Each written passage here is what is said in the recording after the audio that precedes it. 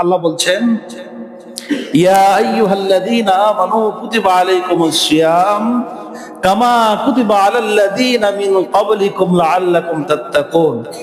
হে ঈমানদারেরা, তোমাদের উপরে রোজাকে ফরজ করে দেওয়া হয়েছে। সুবহ সাদিক থেকে নিয়ে সূর্যাস্ত পর্যন্ত খানাপিনা, স্ত্রী সহবাস থেকে বিরত থাকার নাম হচ্ছে সিয়াম বা রোজা। এখন আমাদের এই বাংলাদেশের সময় অনুযায়ী প্রায় 14 ঘন্টা কয়েক মিনিট রোজা রাখতে হবে। তো এই হালাল জিনিস, স্ত্রী সহবাস, খানাপিনা, হালাল খাদ্য, এইটা হারাম হয়ে গেল সিয়ামের কারণে। এত বড় একটা কষ্টের কাজ, এটা কি শুধু আমাদের জন্যই নাকি অন্য নবী এবং তার উম্মতের জন্য ছিল?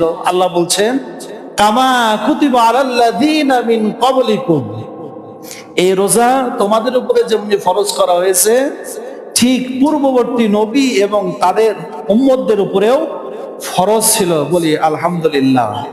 তাহলে যে কষ্টের ইবাদত আমরা করতেছি, এটা শুধু আমাদেরই না, আমাদের পূর্ববর্তী যারা নবী ছিল, যারা উম্মত ছিল, রাসূল ছিল, এদের উপরেও এই রোজা ফরজ ছিল। আসুন, আদম আলাইহিস সালাম কিভাবে রোজা রেখেছেন, ফাতহুল বারী এবং মুসলিম এই দুইটি হাদিসের কিতাবের ভিতরে এসেছে যে আদম আলাইহিস সালাম প্রতি মাসে 3টি রোজা রাখতেন, যেটাকে আমরা আইয়ামে বীজ বলে থাকি। চন্দ্র মাসের 13, 14 এবং 15, এই 3টা রোজাকে আমরা আইয়ামে বীজ বলি। একেবারে মাঝের রোজা, এই রোজাটা রেখেছেন সাইয়েদানা আবুল বাশার হযরত আদম আলাইহিস সালাম। একবার বলি সুবহানাল্লাহ। হযরত আদম আলাইহিস সালাম প্রতি চন্দ্র মাসের 13, 14, 15 3টা রোজা রেখেছেন। আর আদমে সানি হযরতে নূহ আলাইহিস সালাম তিনি এমন ভাবে রোজা রেখেছেন, মুসলিম শরীফের হাদিসে এসেছে হযরতে নূহ আলাইহিস সালাম এত কষ্ট করেছেন, এত আল্লাহর পথে জিহাদ করেছেন, শুধুমাত্র কেবলমাত্র বছরের 2টা দিন ব্যতীত পয়গম্বর নূহ আলাইহিস সালাম সারা বছর রোজা রেখেছেন। বলে সুবহানাল্লাহ। তিনি উম্মতের জন্য খুব কষ্ট করেছেন এবং তিনি 100-200 বছর নয়, 950 বছর উম্মতকে আল্লাহর দিকে আহ্বান করেছেন এবং তিনি খুব কষ্ট করেছেন। হযরত ইব্রাহিম আলাইহিস সালাম প্রতি মাসের 3টা করে রোজা রেখেছেন আবুল বাশার আদম নবীর সুন্নত অনুযায়ী। হযরতে দাউদ আলাইহিস সালাম তিনি সারা বছর রোজা রেখেছেন, একদিন রোজা রেখেছেন আর একদিন রোজা ভেঙেছেন। অর্থাৎ তিনি একদিন রোজা রেখেছেন আর একদিন রোজা রাখেন না, এমনি ভাবে দাউদ নবী সারা বছর রোজা রেখেছেন। হযরতে মুসা কালিমুল্লাহ বছরের 40 দিন রোজা রেখেছিলেন। বলি সুবহানাল্লাহ। এমনি ভাবে প্রত্যেক নবী এবং রাসূল এবং তাদের উম্মতের উপরে রোজা ফরজ ছিল। কারো উপরে ফরজ ছিল 3 দিন মাসে, কারো উপরে ফরজ ছিল 40 দিন। আর আমাদের উপরে কয়দিন ফরজ? আমাদের উপরে রোজা কয়দিন ফরজ? আমরা যদি আল্লাহ পাককে জিজ্ঞেস করি, আল্লাহ রোজা তো রাখবো বুঝলাম, কিন্তু কয়দিন রোজা রাখবো? আল্লাহ পাক বলেন আইয়ামাম মাদুদা, নির্দিষ্ট একটি সময়, নির্দিষ্ট সময়। আইয়ামাম মাদুদা, নির্দিষ্ট সময়টি হচ্ছে যে যখন রমাজানের চাঁদ দেখবে তখন রোজা শুরু করবে, আর যখন শাওয়ালের চাঁদ দেখবে তখন রোজা ছাড়বে। এই যে একটা নির্দিষ্ট সময়, বলেন তো আকাশের যে চাঁদ, এইটা কি কোনো পৃথিবীর সরকার দিয়েছে? কে দিয়েছে? আল্লাহ দিয়েছে। এখন হয়তো আমাদের ঘড়ি আছে, ক্যালকুলেটর আছে, ক্যালেন্ডার আছে, কত কিছু আছে, কিন্তু যে সময় কিছুই ছিল না, সেই সময়ের মানুষগুলি কিভাবে কত তারিখ, কয় দিন, কিভাবে গণনা করবে? এইটা গণনা করার জন্য চিরস্থায়ী ভাবে আল্লাহ রাব্বুল আলামিন আকাশের ভিতরে ক্যালেন্ডার ঝুলিয়ে রেখেছেন। বলি সুবহানাল্লাহ। ধরেন এই পৃথিবীর এক সময় বিপর্যয় এসে গেল, কারেন্ট বলতে কিছুই থাকলো না, চার্জ বলতে কিছুই থাকলো না, আধুনিকতার কিছুই থাকলো না। সে সময়ের মানুষও যেন আকাশের ওই চাঁদটা দেখে দিনক্ষণ গুনতে পারে। নবীকে জিজ্ঞেস করা হয়েছে, আল্লাহ রাব্বুল আলামিন বলেন, ইয়াসআলুনাকা আনিল আহিল্লাহ, হে রাসূল এই চাঁদ সম্পর্কে আপনাকে জিজ্ঞাসা করা হয়। কুল হিয়া মাওয়াকিতু লিন্নাস, হে রাসূল আপনি বলে দেন এইটা মানুষের দেখার জন্য একটা নির্ধারিত সময়। মানুষ এই চাঁদ দেখে বুঝে নেবে আজকে মাসের কত তারিখ। দেখেন না 15 দিন চাঁদ যুক্ত হতে হতে পূর্ণিমায় রূপ নেয়, আর পরের 15 দিন ক্ষয় হতে হতে একেবারে আমাবস্যা হয়ে যায়। সুবহানাল্লাহি ওয়া বিহামদি। আল্লাহ পাক আমাদের জন্য আকাশে কত সুন্দর একটা তারিখ, একটা ক্যালেন্ডার আল্লাহ পাক ঝুলিয়ে রেখেছেন।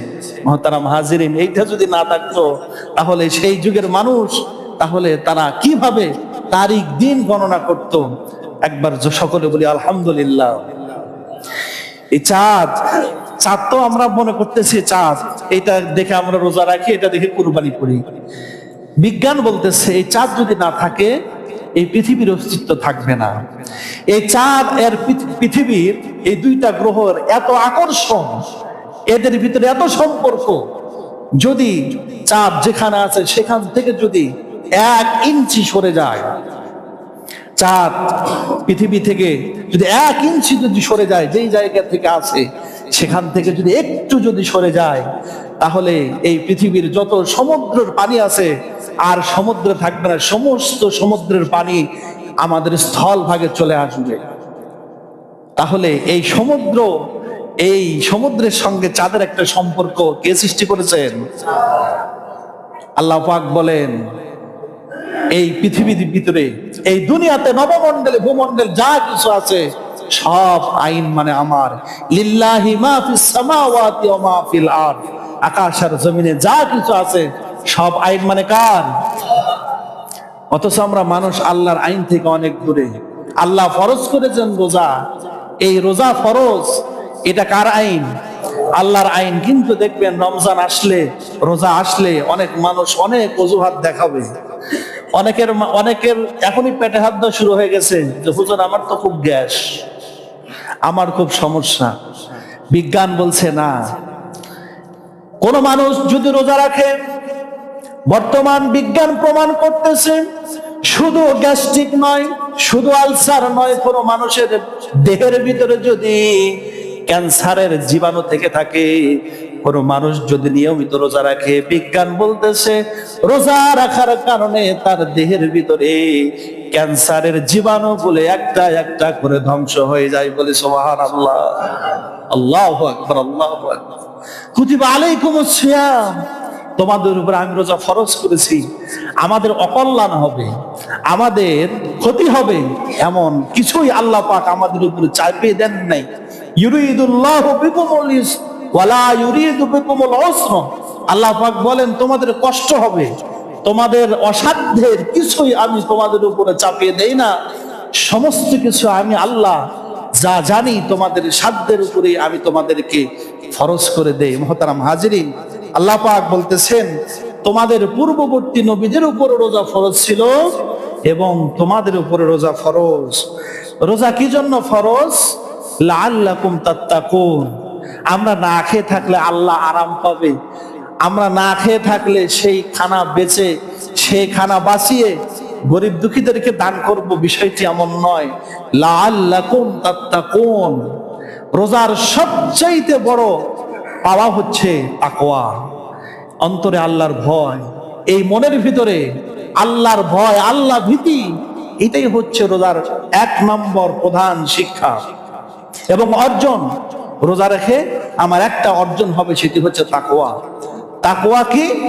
রাসূল বলেন আত-তাকওয়া হাহুনা, আত-তাকওয়া হাহুনা। রাসূল নিজের কলবের দিকে, নবী পাক সাল্লাল্লাহু আলাইহি সাল্লাম তার নিজের দেহ মোবারকের, কলব মোবারকের দিকে আঙ্গুল দিয়ে দেখে দিয়েছেন, আত্তাকওয়া হা হুনা, আত্তাকওয়া হা হুনা। তাকওয়ার জায়গা হচ্ছে হৃদয়ে। তাকওয়া মুখে বলা হয় না, তাকওয়া পোশাকে হয় না, তাকওয়া বক্তৃতায় হয় না, তাকওয়ার জায়গা হচ্ছে হৃদয়ে। মোহতারাম হাজিরিন, একজন মানুষ যখন সুবহ সাদিক থেকে সূর্যাস্ত পর্যন্ত প্রায় 14 ঘন্টা 14.5 ঘন্টা না খেয়ে থাকবে, এই মানুষটা ইচ্ছে করলে বাড়িতে ঘরে খেতে পারে, খায় না একজনের ভয়ে। তিনি কে? আল্লাহর ভয়ে খায় না। মোহতারাম হাজিরিন, রোজাটায় এমন একটা ইবাদত, যে ইবাদত মানুষ দেখানোর জন্য করা যায় না। আপনি হজ করবেন, যাওয়ার 1 মাস আগের থেকে মানুষ দাওয়াত জাপত, মানুষকে বলা বলে দোয়া খায়ের নেওয়া ইত্যাদি করতে পারেন। আপনি হজে যাচ্ছেন, আপনি নামাজে আসেন, নামাজ দেখা যায় যে হ্যাঁ আমি নামাজে যাচ্ছি। আপনি দাড়ি দেখেছেন, হ্যাঁ দাড়ি দেখা যায়। কিন্তু রোজা এমন একটা ইবাদত, যে ইবাদত মানুষ দেখানোর জন্য করা যায় না। এটা শুধুমাত্র আল্লাহর সন্তুষ্টির জন্য করতে হয়, আল্লাহকে পাওয়ার জন্যই করতে হয়। সেটি হচ্ছে রোজা। এজন্য রোজার একমাত্র পাওনা হচ্ছে বান্দার দিলের ভিতরে আল্লাহর ভয় সৃষ্টি হবে। মোহতারাম হাজিরিন, আল্লাহর ভয় কি জিনিস? আল্লাহর ভয় সেই জিনিস যেই জায়গায় কেউ দেখে না, যেই জায়গায় কেউ শোনে না, যেই জায়গায় কেউ নাই, সেই জায়গায় আমার আল্লাহ আছে। এইটার নাম হচ্ছে তাকওয়া। এই যে কিছুদিন আগে, কয়েক বছর আগে জ্যৈষ্ঠ মাসে, এরপরে খুব গরমের ভিতরে 15-15.5 ঘন্টা বেলা ছিল, সেই সময়ের রোজা, মানুষ রোজা রেখে দিনে এমন সময় রোজা, যে সময় রোজা সে সময় মাঠে কৃষকরা ধান কাটতেছে, মানুষ পরিশ্রম করে, কলিজা ফেটে যায়। ঘরে আসে, ঘরে যখন আসে, ঘরের ভিতরে ফ্রিজ আছে, ঠান্ডা পানি আছে, কেউ নাই, বিবি নাই, সন্তান নাই, প্রতিবেশী নাই, ইচ্ছে করলে খেতে পারবে। কিন্তু এই লোকটা খায় না, কারণ ওই দিলের ভিতরে কার ভয় আছে? এইটার নাম হচ্ছে তাকওয়া। হযরত ওমর রাদিয়াল্লাহু তাআলা আনহু আব্দুল্লাহ ইবনে মাসউদ রাদিয়াল্লাহু তাআলা আনহুকে বলতেছেন, তোমরা কি কেউ বলতে পারো তাকওয়া কি জিনিস? আল্লাহর ভয় কি জিনিস? হযরত আব্দুল্লাহ ইবনে মাসউদ রাদিয়াল্লাহু তাআলা আনহু বলতেছেন যে, একটা, হে আমিরুল মুমিনিন, আপনি মনে করেন যে একটা সরু পথ, একটা আল, একটা খুব চিকন পথ, এই পথের 2 পাশে কাঁটা যুক্ত গাছ, আর আপনি এমন ভাবে চলবেন যাতে করে আপনার শরীর, আপনার কাপড় কাঁটা থেকে বেঁচে থাকে। এই যে আপনি পথে চলবেন কাঁটা থেকে বেঁচে থাকার জন্য, নিজের শরীরটাকে কাঁটার আঘাত থেকে বেঁচে থাকার জন্য, এর নাম হচ্ছে তাকওয়া। বলি সুবহানাল্লাহি ওয়া বিহামদিহি। মুহতারাম হাজিরিন, রমজান মুবারক আসন্ন। এই রমজানুল মুবারকে আমরা তাকওয়া অর্জনের মাস, খোদা ভীতির মাস, আল্লাহকে পাওয়ার মাস। রমজান মুবারক এমন একটি মাস, যে মাস সম্পর্কে হাদিস শরীফে বলা হয়েছে, আল্লাহর নবী বলেন, বছরের 11টি মাস আল্লাহ রাব্বুল আলামিন তার বান্দাদের জন্য ছেড়ে দেন, বান্দা তুমি যা ইচ্ছা তাই করবে। কিন্তু একটি মাত্র মাস রমজান মাস, এই মাসটা আমি আল্লাহ রাব্বুল আলামিন আমার জন্য নির্ধারিত করে নিলাম। বান্দারে, যদি বান্দা একটি মাস আমি আল্লাহকে দিয়ে দেয়, আমি আল্লাহ ওয়াদা করলাম, আমি আল্লাহ ওই বান্দার জন্য হয়ে যায়। বলে সুবহানাল্লাহ। আল্লাহর নবী বলেন, আল্লাহ পাক রব্বুল আলামিন বলতেছেন হাদিসে কুদসির মধ্যে, যে ব্যক্তি আল্লাহর জন্য রোজা রাখবে, যে বান্দা শুধুমাত্র কেবলমাত্র আল্লাহর ভয়ে সিয়াম পালন করবে, কিয়ামতের দিন আল্লাহ পাক ওই বান্দার জন্য নিজেই যথেষ্ট হয়ে যাবেন। বলে সুবহানাল্লাহ। কোন হাদিসে এসেছে যে আল্লাহ পাক নিজে তার প্রতিদান দিবেন, উতাল আজর আজরাহু, আল্লাহ পাক নিজ হাতে প্রতিদান দিবেন। আর হাদিসে কুদসির ভিতরে এসেছে যে না, স্বয়ং আল্লাহ নিজেই তার জন্য প্রতিদান হয়ে যাবেন। সুবহানাল্লাহ। মালিক যদি কারো জন্য হয়ে যায়, তার আর কিছু লাগে? মুহতারাম হাজিরিন, আসুন, রমজান মুবারক আসতেছে, আমরা নিজেকে প্রস্তুতি গ্রহণ করে নিই, নিজেকে প্রস্তুত করে নেই। এজন্য আল্লাহ পাক বলতেছেন, ফামান কানা মিনকুম মারিদান আও আলা সাফারিন। রমজান তো আসতেছে, কিছু মানুষ আছে বৃদ্ধ, কিছু মানুষ আছে অসুস্থ, তাদের ব্যাপারে কি বলা হয়েছে? তাদের ব্যাপারেও আল্লাহ বলেছেন, ফামান কানা মিনকুম মারিদান আও আলা সাফারিন ফাইদ্দাতুম মিন আইয়ামিন উখর। যদি কোনো মানুষ একেবারে অসুস্থ হয়, যার সুস্থ হওয়ার আর কোনো রাস্তা নাই, এমন মানুষ আছে না, বিছানায় পড়ে গেছে, প্যারালাইজড হয়ে গেছে, যার সুস্থ হওয়ার কোনো সম্ভাবনা নাই। অথবা কোনো মানুষ নিজ বাড়ি থেকে সফর করেছে, মুসাফির হয়েছে। মুসাফির কাকে বলে? মুসাফির ওই ব্যক্তি যে ব্যক্তি তার নিজ বাড়ি থেকে 48 মাইল সমান সমান 77 কিলোমিটার নিজের বাড়ি থেকে যদি কোথাও 77 কিলোমিটার যাওয়ার ইচ্ছা করে এবং সেই জায়গায় 3 দিনের কম থাকার নিয়ত করে, ওই ব্যক্তিকে বলা হয় মুসাফির। এই ব্যক্তির জন্য আল্লাহ পাক রুখসত দিয়েছেন, ইচ্ছে করলে সে রোজা রাখতেও পারে, আবার সে ইচ্ছে করলে রোজা ভাঙতেও পারে। তবে এই ব্যক্তি যদি রোজা ভাঙে তাহলে পরবর্তীতে তাকে আদায় করে দিতে হবে, এর জন্য তার কাফফারা দিতে হবে না।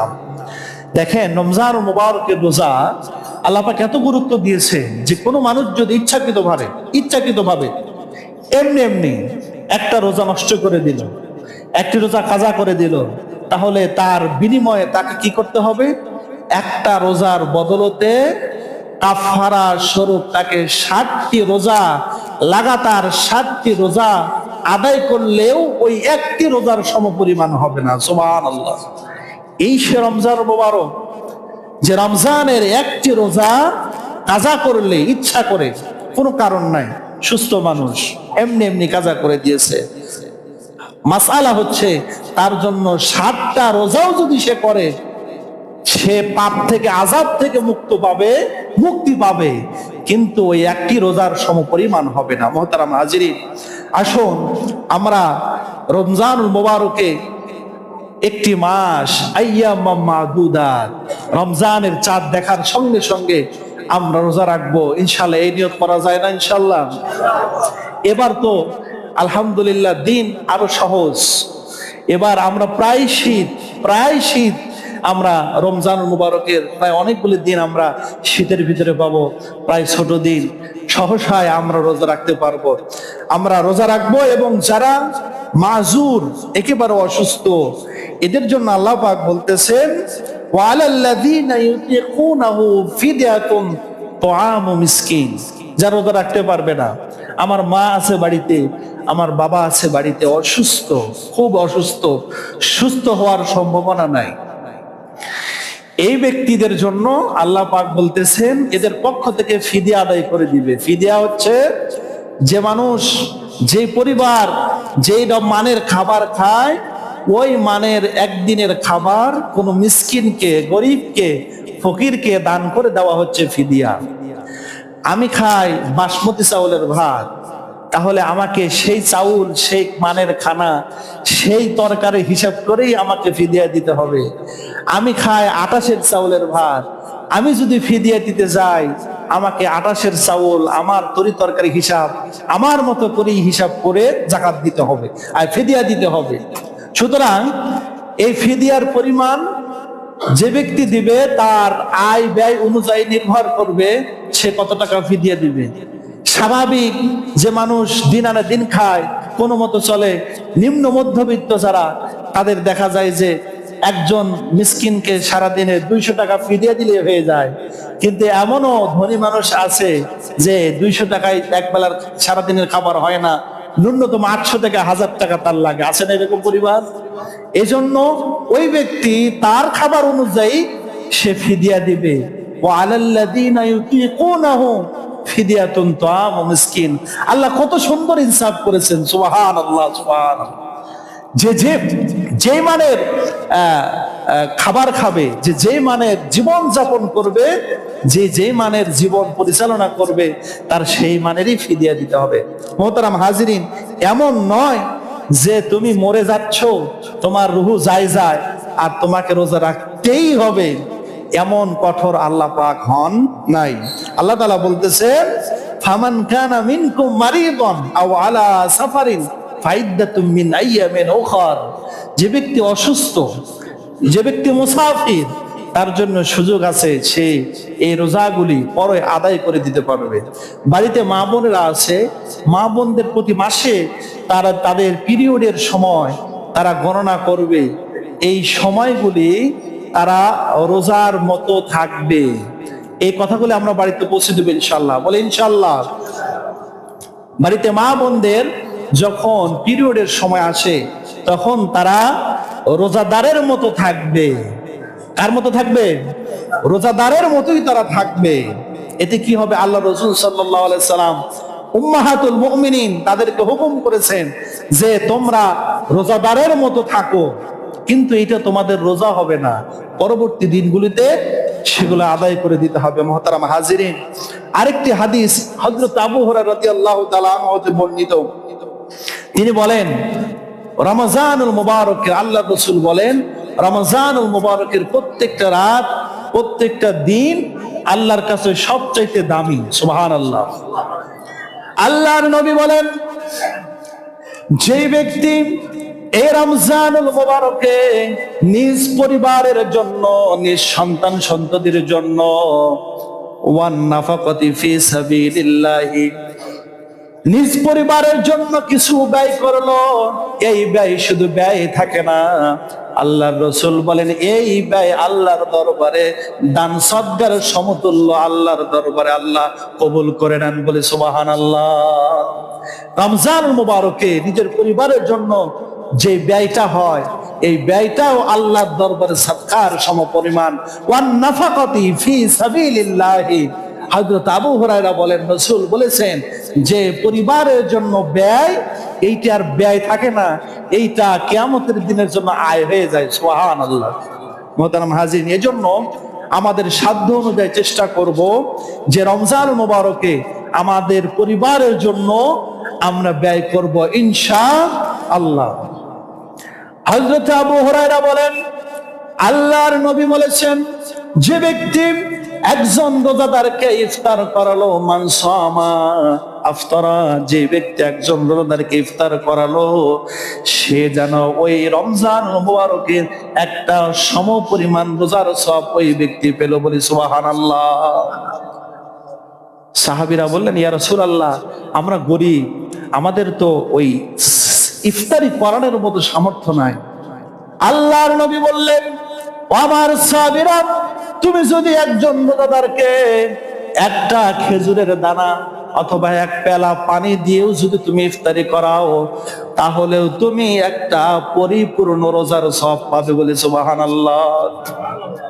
আল্লাহর নবী এর পরে বলেন আর কোন মানুষ যদি কোন রোজাদারকে তৃপ্তি সহকারে ইফতারি করায়, তাহলে আমি রাসূল কথা দিলাম কিয়ামতের দিন আমি রাসূল তাকে হাউজে কাউসারের পানি পান করায়া তৃপ্তি বানিয়ে দিব। সুবহানাল্লাহ। এমন তৃপ্তি তাকে করাবো জান্নাত পর্যন্ত আর তার কোনো তৃষ্ণা লাগবে না, তার আর কোনো পিপাসা লাগবে না। সুবহানাল্লাহ। মুহতারাম হাজিরিন, সেই মাস, সেই সুবর্ণ সুযোগ আমাদের আসতেছে, রমজানুল মুবারক মুমিনের জন্য, ঈমানদারের জন্য আনন্দের মাস, আল্লাহর সঙ্গে বোঝাপড়ার মাস, আল্লাহর থেকে রহমত নেওয়ার মাস। প্রথম 10 দিন রহমত, পরের 10 দিন মাগফিরাত, এর পরের 10 দিন নাজাত। সুতরাং রহমত, মাগফিরাত, নাজাত আমাদের দরকার আছে না নাই?